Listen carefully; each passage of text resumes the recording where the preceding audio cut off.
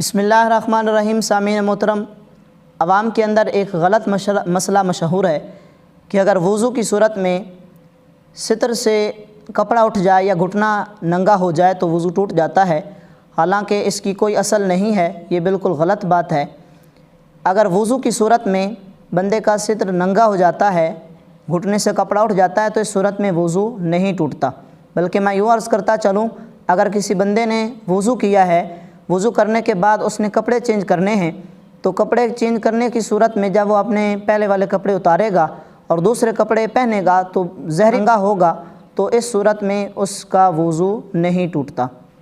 اور ہاں، اس بات کی بھی وضاحت کرتا چلوں کہ مسلمان مرد پر ناف سے لے کر گھٹنوں تک، گھٹنوں سمیت یہ ستر یعنی اس جسم کا ڈھانپنا یہ فرض ہے، یہ ضروری ہے۔ تو وضو کے آداب میں سے یہ ہے کہ وضو کرنے کے بعد اپنے ستر کو ننگا نہ کرے۔